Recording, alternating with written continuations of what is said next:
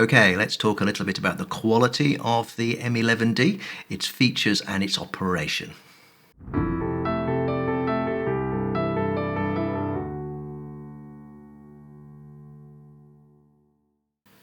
If you're familiar with Leica rangefinders, none of this will be a surprise to you. We have the rangefinder window on the back, we have the shutter speed dial on the top, we have the aperture ring on the lens, we have the thumb dial here, which can do different things depending on how you set the camera up, and you focus, again, using the rangefinder, matching the images in the little window so that they overlap. There's your focus. So that is very much a familiar thing to anybody who knows this camera. The camera itself has a 60 megapixel sensor. It's the same backside illuminated triple resolution sensor that you'll find in the M11 and the M11P. So that sort of resolution is great if you do really big prints like I do. Here's one coming out of my printer, and the detail is just astonishing with 60 megapixels. I just cannot tell you just how good these prints look, even with your nose pressed right up against the print. It's superb.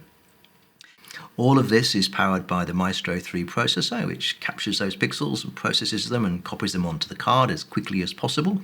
The camera, of course, is made in Germany, as are all the M series cameras. These controls are all very familiar, of course, but the function button here in the top right-hand corner works quite differently to the other cameras. In the viewfinder, this button will trigger some information, and it cycles through that information each time you press it. So the first time you press it, you'll see how many shots are left. Then you've got things like the battery life. You've got whether the communication protocol is set to computer or to app. You've got the content authenticity initiative can be turned on or off, and so on. So it gives you access to certain basic functions. If you want access to more settings in the camera, you will need to use the app, and I will address that in another video.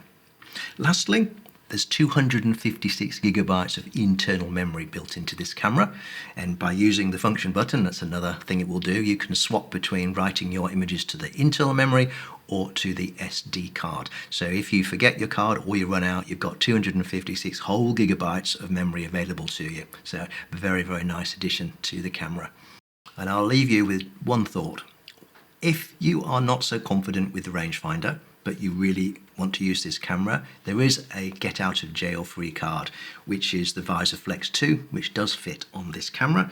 And if I just take that little cover off, slot that on the top, then as soon as I turn the camera on, there we go, tilt that into position, and now I have an EVF to work with, which gives me that focus peaking magnified image for critical focusing. So think of it as your last resort if you're having trouble with the rangefinder. Obviously the rangefinder is very, very accurate, but some people find it a little hard to judge. The EVF is not as fast as the rangefinder, but you can critically see your point of focus much easier, and for images shot on lenses like the Noctiluxes, then this might be a necessary accessory for you to get hold of. Okay, well that's the operation of the camera in a nutshell. It's very simple, there's not an awful lot to talk about. Leica operates under the motto of Das Wesentliche, so the essential, and this camera absolutely epitomizes the essential. Nothing more than you need, but everything that you do need.